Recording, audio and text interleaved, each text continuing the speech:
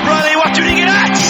Sure, it's a cracking championship throw, isn't it? They're great games in Munster. I thought there was some great games of holding there tonight. But as we always say, goals will win games. He hits it! It's over the bar! Oh! Holy Moses! I believe the Irish personnel working with the UN are listening to the match in Cyprus. Tardine and Arthur kind of fooling them. But I tell you what, you can forget about Sean Kavanagh as far as he's a man. Have you noticed a difference in your pupil or children's behaviour since the pandemic? If so, you're not alone. The A Lust for Life Schools programme is a primary school wellbeing programme which teaches kids from 3rd to 6th class the tools to manage their own minds at a very young age. Something I'm sure we all could have done with when we were in school. It's a free programme for schools to use, and it's A Lust for Life's mission to reach every child in Ireland with it. The programme is designed to equip children with the tools and skills to navigate the ups and downs of life by building emotional resilience, emotional literacy and emotional awareness. All you need is a screen, audio speakers and an internet connection. For more information on the A Lust for Life Schools programme, you can visit the A Lust for Life website or email the team directly at alflschools@alustforlife.com. If you would like to provide future generations in Ireland with the resources to be effective guardians of their own minds, then the A Lust for Life Schools programme is for you. Hi everyone, welcome to another Loaf of Bread GAA podcast, and today we're heading across the world to Taiwan, capital city Taipei, which for some people might be more recognisable than the name Taiwan is. Similar to Hong Kong and a few other places I've been, Taiwan is among the most densely populated countries in the world. It's one of the 90 or so that I haven't got to go to yet, but hopefully someday. If it's anything like Hong Kong, it should be fun. Like many places, the name of the country has many potential origin stories. One of them I like is the name Formosa, which came from the Portuguese explorers of the 16th century. They spotted the land and called it Ilha Formosa, beautiful island. In fact, it took on so much that for the rest of the world, Formosa remained the name for several centuries. It's a little bit confusing in modern day with the impact of Chinese authority in the island. Many sports fans like myself would know the country best from the Olympics as Chinese Taipei. I suppose it's like anywhere, some people will like having the Chinese lads, others won't. A great bunch of lads, I suppose. The country's gone through Chinese rule, Japanese rule up until the end of the Second World War, and since 1945 or so, it's been part of the Republic of China in many ways. The history even of the modern years is difficult to describe in a short space. They've had everything from the White Terror, which was a mass imprisonment or killing of more than 125,000 people for supporting the Chinese Communist Party, something quite ironic in that. They've been caught in the middle of US, China, North Korea issues and foreign policy, but yet still managed to be a thriving island full of positive reform, progress, often while their biggest neighbours spend more time putting out non-existent fires. Taiwan continued to grow, even becoming one of the famous 4 tigers of Asia, with Hong Kong, South Korea and Singapore. Today, those famous 4 are well used to each other in the GAA field. Taiwan in 2023, well, it's clear that time waits for no man, and the Taiwanese people and their long-staying foreign visitors and workers are clearly not intent on waiting for China to make up its mind about anything. They have their own currency, passport, constitution, pretty much everything you need to prosper. While China still insists they own Taiwan, the people on the 186 islands that make up this great little country seem to be happy to let them continue their own internal debate while they continue to move on with their lives. Good on them. Usually I do a bit of detail on Taiwan GAA and Asian GAA, but instead I think I'll let Chris and Jordan fill you in. 2 men from Taiwan GAA who have a very interesting story to explain to you. A particular part about a mead man from Bohermeen via St Finian's College, Mullingar, where I went to school. And unfortunately a tragic story, but one that has left a fantastic legacy. Bon Sultas.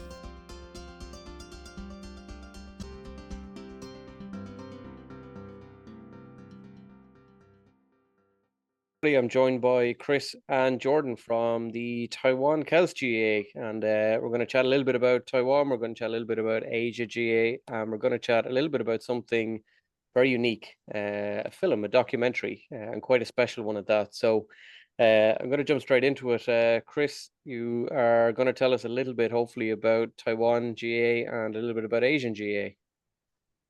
Yeah, thanks very much for having us, Jason. Really appreciate it. Yeah, and it's a pleasure to be on the podcast. So the Taiwan Celts GAA was formed back in 1995. At that time, it was the first GA club in Asia. And it was formed by a few young Irish lads who had moved out here to Taiwan to work on a FOSS course, actually. There was 3 or 4 lads.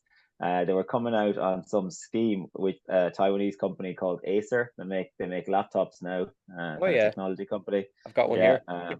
You do? Okay, yeah. Yeah. So they were coming out on a FOSS scheme to work for Acer. Yeah, a group of them, and they were out here for a few months and playing soccer and joining every sport they could. And the rumor has it that after a few months they got sick of it and they said, right, let's just form a GA club. And then they were kind of like, well, who are we going to play against? So they reached out to other FOSS schemes that were going on, I think, in Japan at the time, and they managed to convince those lads to put a team together. And they all met up in Manila in 1996, and that was the first ever Asian Gaelic Games. Yeah, I knew about the 1996 thing in Manila. I didn't realize Taiwan were first, and I definitely didn't realize it was through a FOSS course anyway. Yeah, well, we definitely were first, but I think Japan were about a month after us, so there's a lot of contention over that issue. And I'm sure all the other clubs in Asia are sick and tired of listening to us talking about how we were the first club in Asia. But anyway, we're going to keep rattling that drum. Yeah. I'll have to ask Chris out in Japan, so if they will want to claim the rights to be first, then so, and well, it grew from there. Then obviously, yeah, it grew from there. I mean, I think pre-COVID, those last years, 2018, 19, 20, there was almost 1,000 players in attendance from up to 50 or 60 teams across 20, 25 clubs. At that stage. And they had to separate back in I'm not sure exactly the year, but they had to separate the Middle Eastern clubs from the East Asian clubs because the tournament just had gotten too big. It was just logistically impossible to put it on. So they separated the two. So now you have the kind of the Gulf, Middle East and the Gulf there have their own tournament. And then we have the Asian Gaelic Games. So the last one that we had was in Kuala Lumpur last September. So Taiwan Celts won the men's junior cup for the first time in 10 years. So nice. we're heading for intermediate, whether we want to or not. So a big tough challenge ahead this year. But yeah, the tournament has grown to spectacular size, and we also have a North Asian Games and a South Asian Games now. So we actually hosted the North Asian Games here in Taiwan back in May. And it was our first ever hosting of a recognized international tournament. So we've had a few invitationals before, but it was the first proper tournament we ever put on. So it was a great experience. We had clubs from Korea, Japan, from different clubs around China, Hong Kong, Shunde, Shanghai, and we also brought in the Vietnamese, the Viet Celts, even though they're not in North Asia, but they'd show up. They'd show up anywhere. Oh yeah. I've heard all about those guys. Yeah, I knew the event in Taiwan, all right, because I jokingly replied to one of the TikTok videos and said, "Do you need any commentators?" As a joke, and whoever it was on the other end said, "Yeah, absolutely. Can you come out?" And only I was busy, I probably would have tried to make my way out. But yeah, it looked pretty cool. The TikTok videos were deadly as well. Taiwan looks amazing. It's one country I've not been to. I have 90 something countries left to see, and that's one of them. So I'm looking forward to get out there at some stage, definitely. So well, you'd be very welcome to come out and join us anytime, and you should be careful what you wish for on with Asian GA teams. We have you out here in a shot. I know, yeah. I was told I had one of Thailand's finest, Dude McCormack, a Westmeath man as well. He was home there for a little while, and I met up with him to have a chat. So he filled me in a little bit, but tell us a bit more about the AGGs then. What's the standard like after being at the World Games a few weeks ago? The standard to me seems to be very high anyway. Yeah, the AGGs, there's a big gulf in standards, from senior down to junior, so the junior clubs, you'd have even some of the junior clubs now, there's pretty high level because they get split into cups and plates and bowls, there's so many teams competing. So the junior would be a little bit more easygoing in terms of participation, and then once you're up into intermediate, the standard raises pretty significantly. You'd have teams which would be very, very fit and very well drilled, and then senior would be lads who have played, at least club or at a very high level at home. You'd have some former minor county players, even some former county players at that level, especially playing for the bigger clubs like Singapore or the Seoul Gales, who were in the final of senior last year. And then a couple of other big teams like Shanghai, Hong Kong, and actually Thailand have gone from strength to strength over the last few years. They've really done an amazing job with that club. Yeah. So yeah, there's a lot of competition. I'll be killed for leaving a few out there, but the standard of senior is very, very high. And it's great to watch. It's it's 9-a-side football. Yeah. So yeah, and it's played across. The games are short. 7 to 10 minutes and a half. But again, you're playing in 40-degree heat, serious humidity, and you might have 4 or 5 games in a day. So it takes its toll across 2 days. Yeah. And how will intermediate fare out for you, do you think? Yeah, I mean we're going well actually at training, and Taiwan is in a kind of a strange predicament because we might be around for a long time, but it's not really a traditional destination for Irish people to travel to. A lot of lads going and ladies going to Singapore, for different jobs, whether it be finance, engineering, nurses, stuff like that. There's loads and loads of Irish people going there, same kind of places like Hong Kong, Shanghai. But in Taiwan, we get you get the odd few who come to study Chinese and may have no interest in. Yeah, Force lads. Yeah, exactly. If only Force was still going, we'd be playing senior. But you get you don't get the same number. At the same time, we've had to bring in lads from other sports. We have a lot of players like Jordan, who's with us, an American football player, who's come on leaps and bounds in the last 3 years and plays the center of our defense. And we've French, Canadians, loads of Taiwanese. We have a guy who won our Player of the Year last year from Hong Kong. So we pulled him in from swimming and handball. We have a German guy who played Bundesliga Division 3 handball.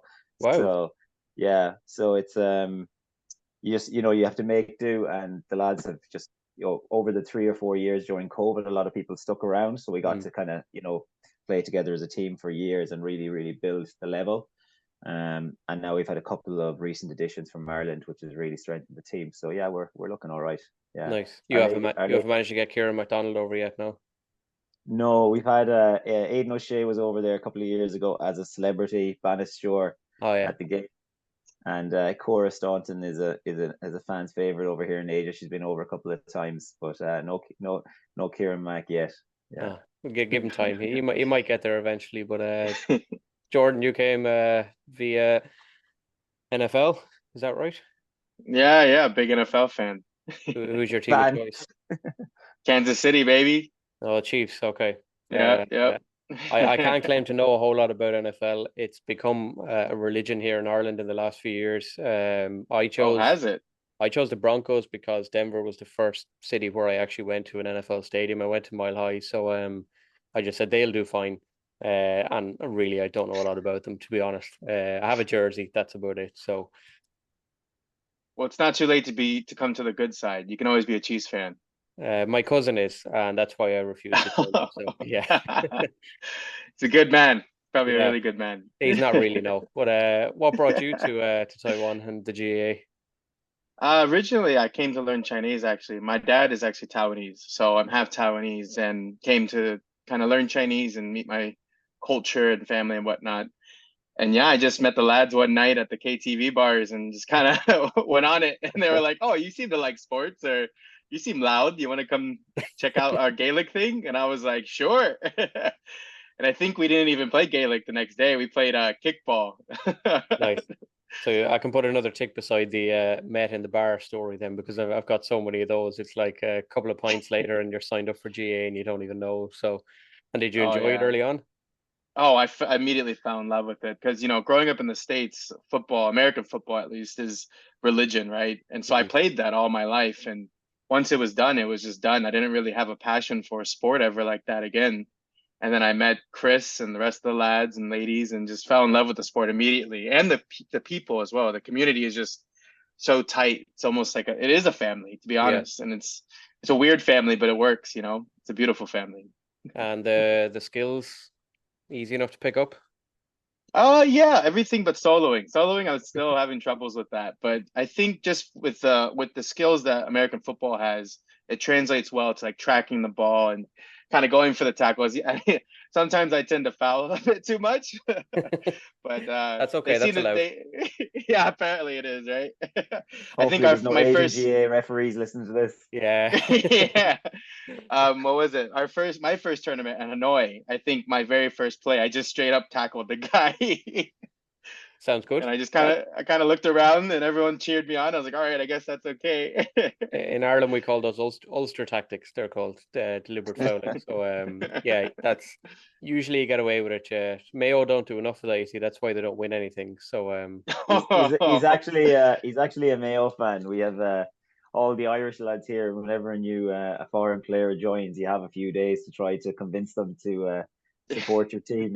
So I was buying love there by buying lads Mayo jerseys for a few years. So we have a big Mayo following in the club now. So Jordan, if I followed the Chiefs, I could get you to follow Westmeath then.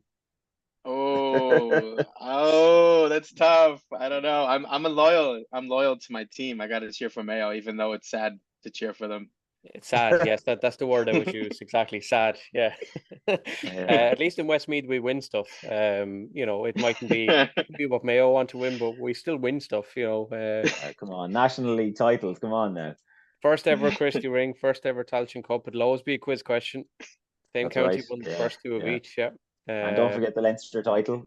Leinster in 04, yeah, great year. Yeah. Best year I think in the GAA's history as far as I remember. Anyway, we won't talk too much about Westmeath because that's a whole podcast in itself to talk about how great they are. So, do you want to tell us a little bit about how the idea of a documentary and a film came about?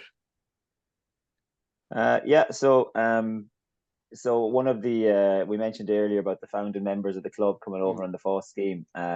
So one of those founding members was a young lad from Bohermeen, County Meath, and his name was Derek Brady.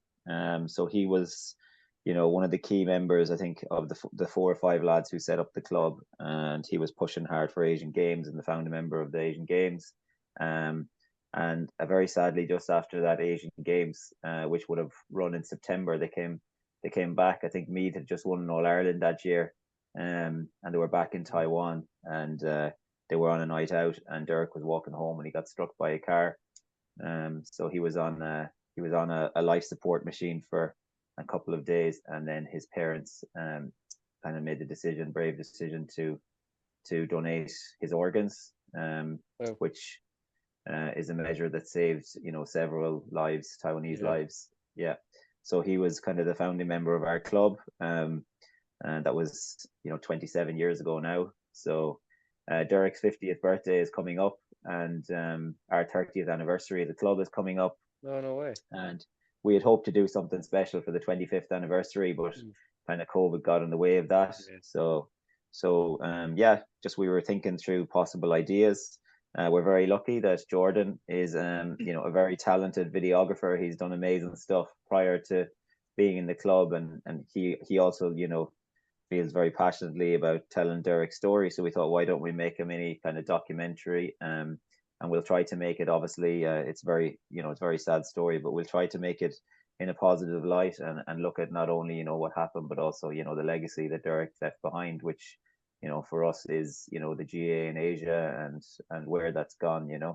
Yeah. So yeah, it is it's quite a lasting legacy, especially with the GA. It's likely to be one that lives on for many, many years. It's not something that's going to go away anytime soon. So it's always going to be a lasting legacy as well, which is kind of cool in many ways. Jordan, what sort of work did you do before you got into this? What would we know any of the stuff you did, or do you want to give a shout out to any of the work you've done before? I started off working for a school actually here in Taiwan for their film department, like film and TV department. I made short films for them, as well as like travel videos and whatnot. And after that, I kind of was like, I want to do this on my own and just kind of make it my own business. So I've been doing that for a few years now, just mostly local stuff, just promotional videos, a few music videos here and there, and whatever passionate project I can do. Like this movie, for example. It's something that really spoke to me, and I genuinely love this sport, and I love the people in it, in the community in here. So I felt like it was a perfect opportunity, and just I really appreciate Chris for bringing this up and making it a reality, because without him, this would not have been a thing. And I think when we were first talking about it, Chris, we had mentioned like what our goals are and what's the point of doing this all. And I think you had mentioned not many people remember the story, or not necessarily remember the story, but many people don't know it. And I think it's a good reminder of the foundation of our club, and remember the people who started this all for us. Because I would never have met these guys without Derek and his friends and whatnot. Yeah, because every GA club has its founding story, I suppose, and Chris would know back in Ireland as well. A lot of them go back, more than a century, whereas this is much more of a modern tale of a founding club, which is going to appeal to so many different age groups. You're not just appealing to maybe people like me who like, history of the past, that kind of thing. You're appealing to a bit of everybody. And then you were saying, Chris, as well, Derek's family have kind of come on board in some ways, and you guys are coming to Ireland soon enough. Is that right? Yes. So our plan is, we took quite a lot of footage over the past 2 years, and we put together a couple of kind of like trailers just to release the project information. But the main plan is that we want to release it's kind of a short documentary, and we want to release that on what would have been Derek's 50th birthday, which is next March, so March 2024. Yeah, so we've been recording at our tournament, the North Asians here, and also a couple of trips that we had done. We played a beach Gaelic football tournament down in a place called Kaohsiung last year. We got some footage there. But yeah, our intention is to go on to the Asian Games in September, 16th of September, this next month. And from there, Jordan and myself were heading back to Ireland, and they're actually opening a field there in Bohermeen called Derek Brady Park.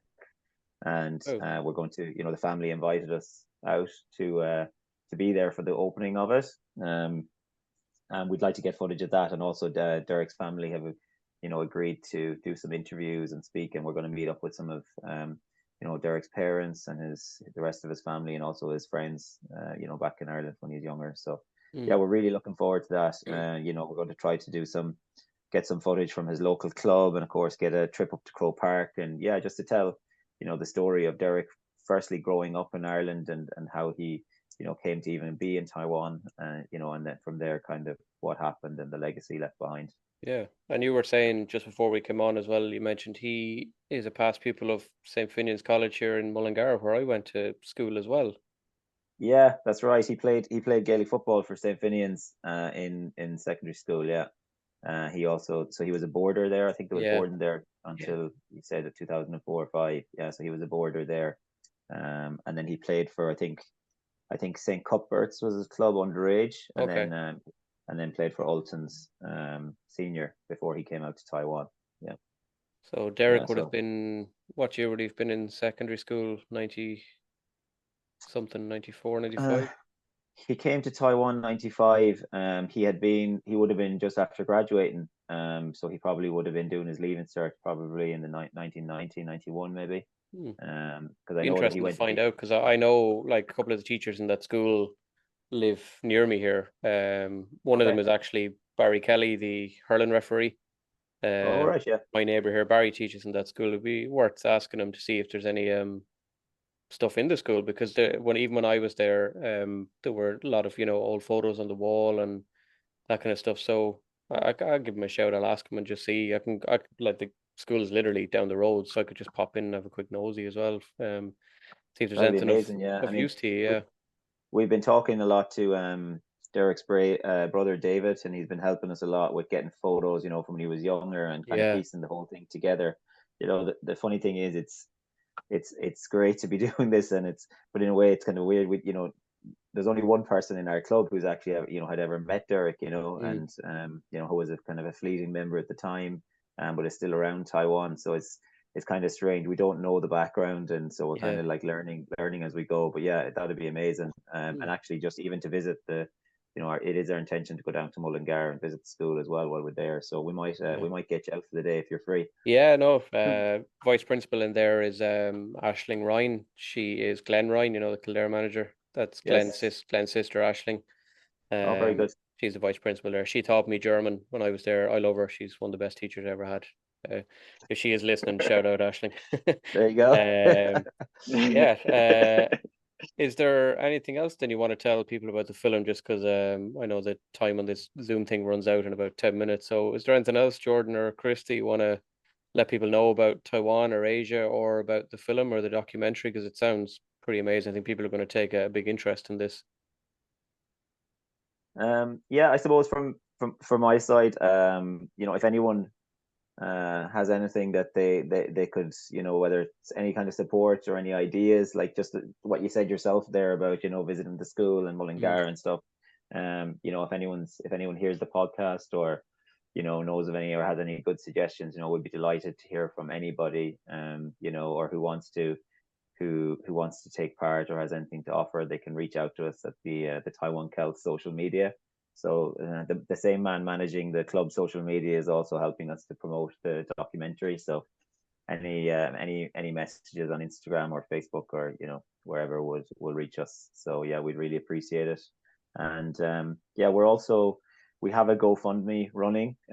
So we are self-funding most of the projects, but we have a GoFundMe running because there are some costs such as equipment rental in we're shooting in 3 different international locations, so it's difficult, and also some of the travel expenses. But yeah, if anyone could make any kind of donation, big or small, we'd be very grateful. And we have a GoFundMe there, and we can share the link with you before the end of the podcast, if that's okay.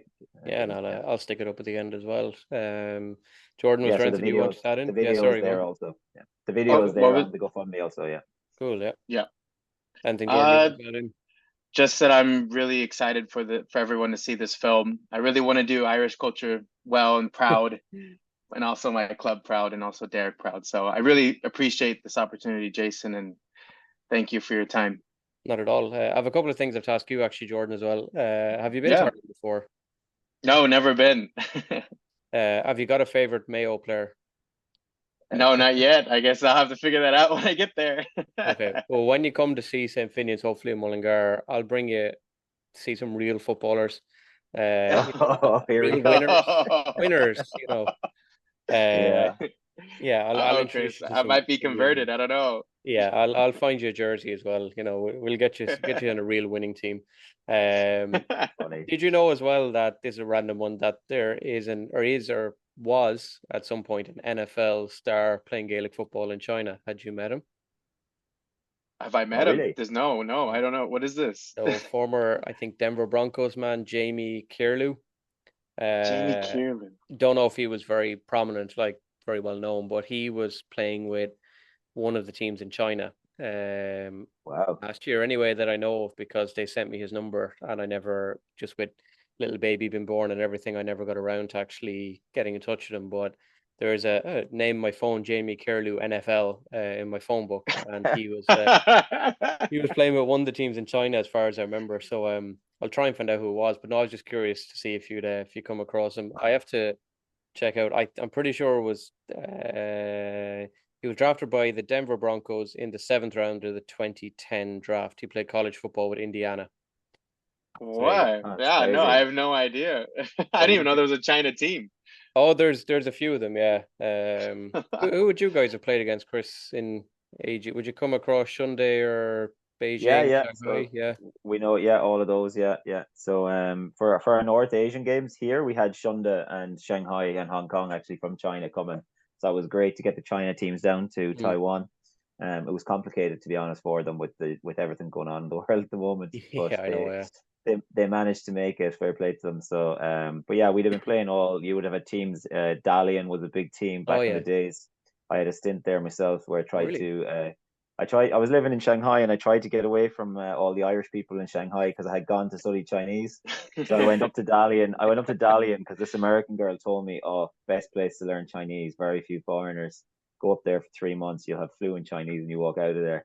So I got up there, and after 2 nights, there was like it was minus 25 degrees. So I went to the local bar, and it was just full of Russian lads playing poker. These Siberians that were down around that area, northeast China. And then 3 lads walked in, and one of them was wearing a Longford jersey.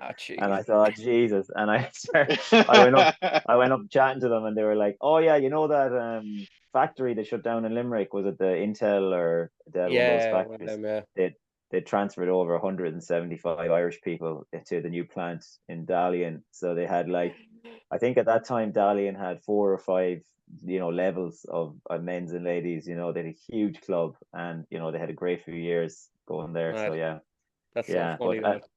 Yeah, you just can't get away from it. Yeah, typical, isn't it? But the China clubs have taken, the numbers are down for sure. There used to be a club in Shenzhen there. Now I know that they have less, and obviously where else? Guangdong had team, but yeah, the numbers in Asia are growing, but it kind of ebbs and flows, between different places, kind of depending on what's going on with work and economics. Sure, no more than here with emigration, especially in the rural areas, teams losing out as well. Jordan, do you have I meant to ask as well for people who are listening, do you have a projected kind of end date for the film? Our end date will be on March 2024, around what would have been Derek's 50th birthday. Oh, and that's the plan for release as well, is it? Yep. Perfect. Okay, so March 24. So maybe closer to the time in March, we might get back on again and have a quick chat about how it all went and do a kind of a follow-up piece if that suits you guys. Yeah, it sounds good. Yeah, that's great. Yeah. When are you coming to Ireland, out of interest? We'll be arriving on September the 20th, and around for about a week. So we're heading out to Bohermeen the weekend of the 26th. No, sorry, not the 26th, the 22nd. Sorry, around the 22nd, 23rd. My second child is due on the 24th. Oh, fantastic! Oh, there it is. The hospital is right beside St. Finian's. So if you do, I'll pop out of hospital for a few minutes, call over to Finian's, and then I'll go back in. Is there a pub there as well that we can wet the baby's head? There's plenty of them. Plenty of them. Mullingar is great for that kind of thing. Sure, after the flash, none of them have any alcohol left anyway. So I'd say so, yeah. Lads, thank you so much for coming on. And for anyone who's listening, make sure keep an eye on the GoFundMe page and check out the Taiwan Celts they're on Instagram. They're definitely on TikTok because the TikTok videos are deadly. And you'll find if you check out the AGGs, which are coming up as well soon enough, there's plenty of social media on that as well. But Chris and Jordan, thanks so much, and I'll chat to you guys again soon. Thanks again, Jason. Thanks, Mayo Jason. for Sam. Before you go, here's a quick look at the trailer that the two guys have put together. It's a fantastic piece of video footage, so if you're listening on Spotify, I'd recommend going on to the YouTube channel and having a quick look at it. Otherwise, you can hear the audio here. So how would you explain how to play Gaelic, or what Gaelic is, to somebody who's never seen the sport before, or doesn't know what it is? I love this question.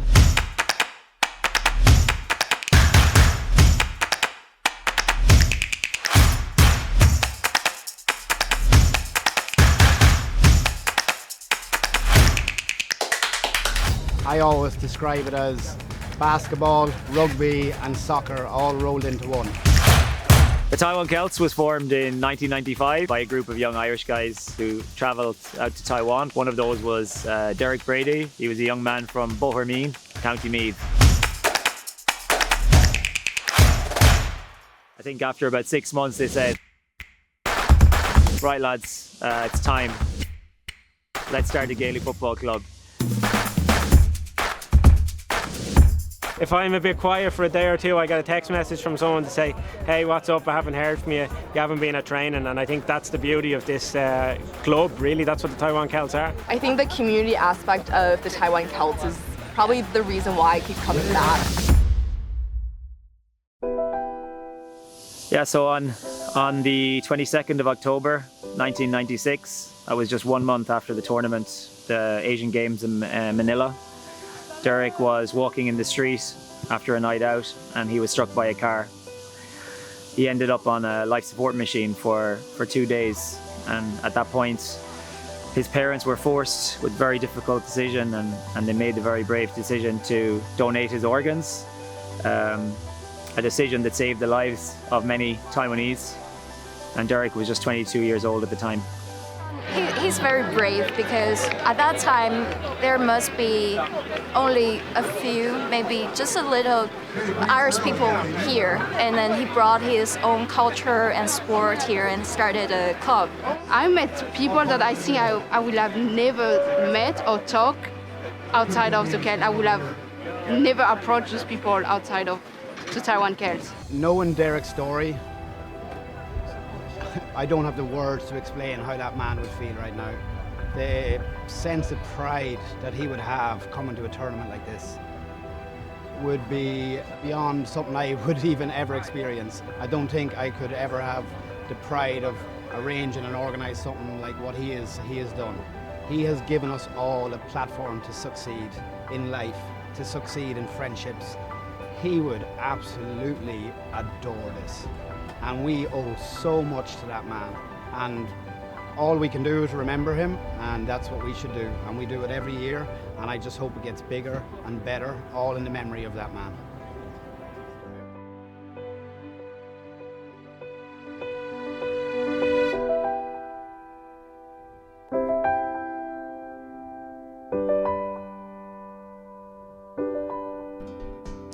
You can check out the GoFundMe page at gofund.me/legacydoc, LEGACYDOC. Check out the Taiwan Celts on Instagram, TikTok and anywhere else.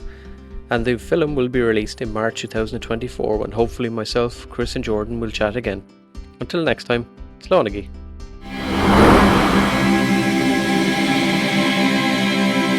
A high lobbing, dropping ball in towards the nice shot.